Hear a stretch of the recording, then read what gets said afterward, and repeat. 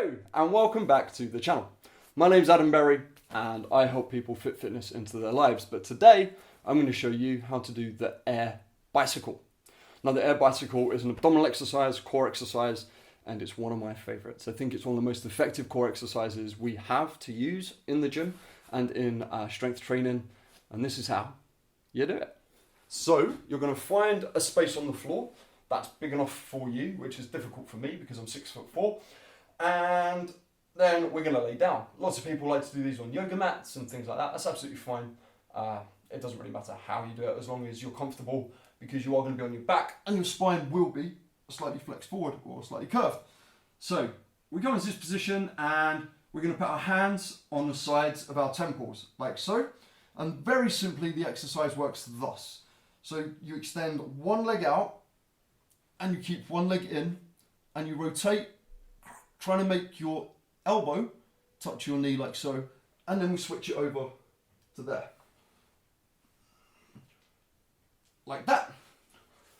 That's standard practice for the exercise, but there's other adaptations we may need to consider when we're doing it, because having your head slightly off the floor might create too much neck tension or upper back tension for some people, and that's absolutely fine. So again, we can regress it and we can just keep our head down flat like so, and then we just work our arms like that, and we're still getting the same effect.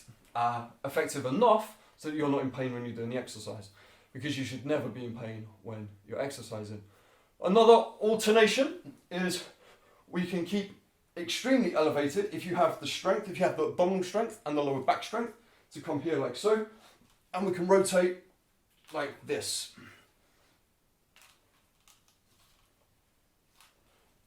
And that really engages the core nice and steadily like that. Now, one thing I see in the gym a lot when people are doing this exercise is hands behind the head, and they're ranking and really pulling their head forward and down. That is obviously to be avoided because we don't want to create more neck tension than we necessarily need. And coming up like that really does hurt the neck and it's not very useful. So I like to advise everyone to keep their hands by their temples like here, nice and light, just barely touching. And then another thing we want to do is we want to make sure that we're rotating our whole upper body from the hips and from the core and from the abdominals like so, as opposed to closing the shoulder for the angle for the exercise. If you manage to keep your elbows and your shoulder blades pinned together like this and your elbows out nice and wide, and then you rotate to try and get to your knee, you're going to feel a much more engaged feeling in the core, as opposed to if you close at the shoulder like that. So let's show you what that looks like then. So we'll be here, pin the shoulder blades together, rotate up, rotate the whole, and then you can speed it up like so. As I said previously, for me, it's one of my most favourite core exercises. And if you can wallop out 75 to 100 of them, you're going to start doing really, really well.